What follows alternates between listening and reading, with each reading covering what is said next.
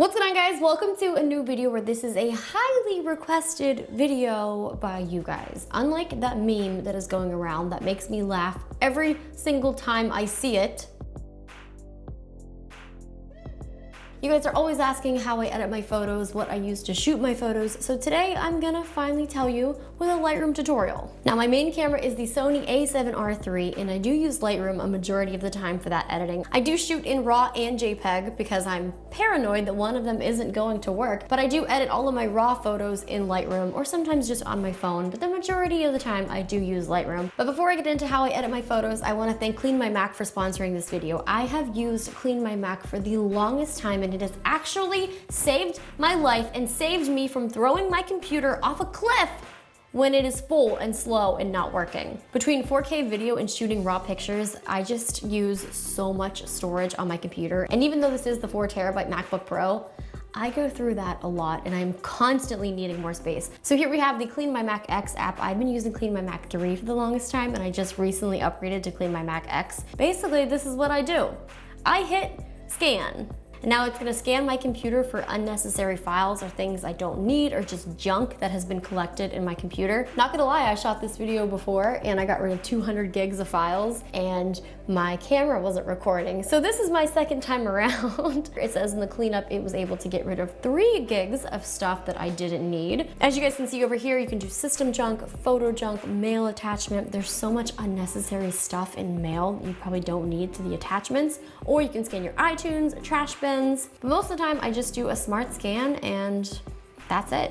I'm gonna hit run and it is going to get rid of the unnecessary junk, and I'm gonna have more storage on my computer and it's gonna be as good as new. Seriously, 200 gigs the last scan. I was so impressed, and then I realized my camera wasn't recording and I was like, okay. Now this is actually something that I use all the time just to see the status of my computer. But up here, as you guys can see, at 1.76 terabytes, I have 24 gigs of 32 available in my memory. I'm gonna go ahead and free some of that up. So it'll tell me all this information right here, and I click that all the time to see like what the status of my computer is. So that is a super helpful tool. If you guys haven't checked out Clean My Mac yet, there is a link in the description where you guys can download and get a free trial of Clean My Mac X. Highly, highly, highly recommend it, especially if you're like me and you have a lot of extra crap that you just don't need, or if you're taking up too much storage with video files and photo files. It will make your computer run like new. Anytime I get a new Mac, this is the first app that I download and I install on my computer because it is the one that I honestly use the most. Every day I am cleaning my Mac. I'm like, clean, clean, clean, clean, clean. I wish I had that same mentality about my apartment, but that requires a little bit more work. But now we are going to get into how I edit my photos now that we've got a little bit more space. Okay, so now that I have Lightroom opened up, this is a photo that you guys have probably seen. It's actually on my wallpaper shop, but I'm gonna show you how I edited this picture and just how crazy the before and after actually is. The first thing I usually do is the crop and the rotate. I'll go ahead and I'll make this the 16:9 to make it a little bit more Instagram and like phone friendly. Pro tip.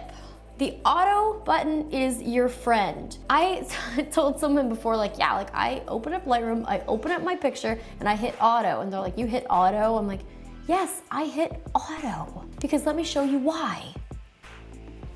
It already looks better. So don't be afraid and don't be ashamed to hit the auto button, because the majority of the time, it's incredible. Usually it turns the highlights down or lifts the shadows. I usually turn the highlights all the way down. As you guys can see, it really brings out the sky. I'm gonna up the exposure a little bit because I do want it to be a little bit brighter. Then I go ahead and mess with the contrast. I'm gonna turn it up a little bit. The auto turned it down a lot. The shadows seem okay. I will up the white, the blacks, turn that down a little bit. The white balance, I'll usually try out to see what the auto white balance is like. Hit the before and after. Kind of like the daylight. I might just leave it as shot actually. I'm gonna go ahead and up the vibrance. If you know me, you know the vibrance and the saturation is basically my best friend. Maybe I'll try auto. I kind of like the more warmish tone. It's kind of nice. Turn the temperature down a little bit so it has a little bit more blue. I like that the sun is like nice and yellow over there. But a tool that I've actually been using a lot is the gradient tool. So I have that selected over here. I'm gonna turn these all down so it's like all kind of even. And then I'm gonna go ahead and draw my linear gradient. So there we have the lines. If you hit caps lock and O, it will show you the mask overlay. You can see the tool and the mask overlay. Now this is something where I need, because I don't want me selected. I want this tool to be just for the background only, but as you can see, the red is what is selected in the gradient, and I don't want my head selected. So I'm gonna hit the eraser over here. Make sure you have the auto mask on. That helps a lot with erasing, and it doesn't like make it super messy. It kind of keeps it in the lines. So that's a super helpful tool. So you guys can see that being erased, so that will no longer be selected for when I start making changes. Lightroom and my MacBook don't get along very well, so you can hear it's really working. Then I'm gonna hit the caps lock and the O again. I will have the tool overlay so I can see that. And then I'm just gonna start messing around with my gradient. So this isn't the whole picture, this is just what we have selected on the gradient. I'm turning the highlights down. Gonna turn the shadows up a little bit. Kind of makes the pier a little bit brighter. Clarity, I love the clarity. But the clarity on my face and on like the skin kind of makes it too harsh, but I love it when it's on like nature, like the pier right now, and the clarity looks so cool. We'll do a little before and after. Before.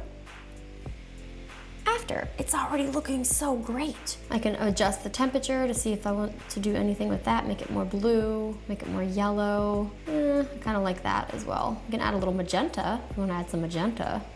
Ooh, the magenta looks kind of cool. So I'm pretty happy with that gradient. So now I'm gonna click back this button so that it goes back to the whole picture, not just the gradient.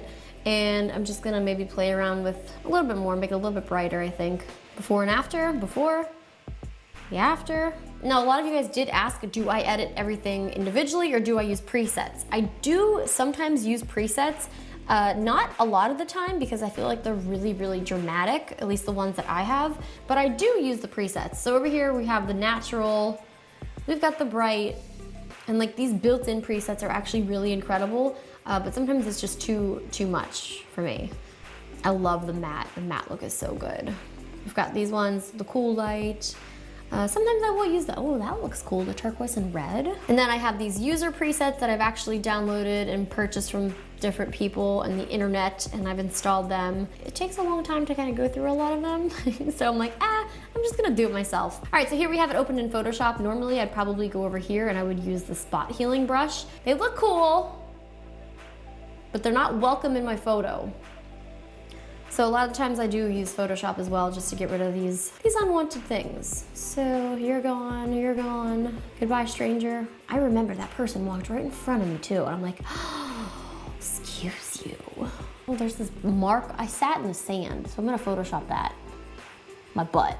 And that's how I edit my pictures. That's just one demonstration. This is one of my favorite pictures ever, so it means a lot to me. There you have it, that's like the before and that's the after. So as you guys can see, that really didn't take me that long, and I really, really love the outcome. And it's not really like you're cheating, it's just kind of drawing out the colors of the information in the photo that's already there. Another picture that I really liked that I took like 3 or 4 months ago, actually Justine took this picture, was this one. You guys can see it's super basic, it's super bland because it's focusing on me, but in the background there was so much information and the sky was really cool, but you can't see it here. I'm gonna hit my favorite button, auto, and now we can see that we have a little bit more to work with. I'm gonna turn down the highlights. Maybe I'll make it a little bit brighter because I'm kinda dark. I'll hit auto. Made it a little bit blue. I'm gonna turn that down a little bit. I'm gonna go over here, up the vibrance. Oh yeah. You can see like it's drawing out the blue from the sky and like the yellow from the sunset. Let me show you guys what I mean about the clarity. Clarity is so cool, but like it makes me look like I'm 900 years old. Like, hello? I really like the noise reduction as well. If you kind of boost that up, it kind of smooths things out and gets rid of a lot of the unnecessary noise in the picture. So for this picture, I remember I did a double gradient. So I went over here to the linear gradient. I selected it this way. I'll show you guys with the caps lock on and hit O. So there we have the red selected. And then I'm gonna erase myself so that I'm not a part of the edit. And if you mess up and you delete something you don't want to be deleted, you can just go over here, you can hit this gradient brush, and you can like select like, okay, I want that to be a little bit more gradient here. So you can actually add to the gradient. Maybe I'll erase this bush too. I just wanna focus on the sky. All right, the highlights all the way down. And for this picture, I remember I really wanted to draw out the blue. So I actually upped the saturation a lot, as well as the temperature. There's the before and there's the after. It looks pretty cool. So now I want to do it again for a gradient for over here. So I'm going to select the linear gradient. I'm going to draw another one. It still has the same features selected for the last gradient. So we're going to reset that, just kind of reset it to 0 over here manually. I'm going to show what's highlighted, and I just want the sky to be highlighted. I don't want anything else. So I'm going to go in here. I'm going to erase it. Goodbye. Not today. We don't want you today. And then we're going to make that go away so we can just see the tool overlay. We are gonna turn down the highlights. We're gonna also up the saturation so we can bring out a little bit of that sunset color. You can see it's getting a little bit more yellow. I think I also did a little bit more of the temperature for the yellow. Make it a little bit golden. Maybe we'll add a little magenta. Make the clarity go up a little bit. So for this one, I like that it was like sunset, but it was also like blue skies, because that really was what I was seeing in real life. But when I took the picture, it kind of drowned out the sky and the colors. And I think for this one, I didn't like that my face was a little dark, so I used a radial gradient. And I just wanted to brighten up my face a little bit because it was a little bit dark. I'm gonna up the exposure a little bit, bring the contrast down, definitely bring down the saturation. I don't need a suntan, that much of a suntan. Upping the shadows on your face is kind of helpful sometimes. So let's see what we got here. Ah, that's my face. Get rid of the noise a little bit. You can see it kind of makes it a little bit smoother and gets rid of like that grainy look.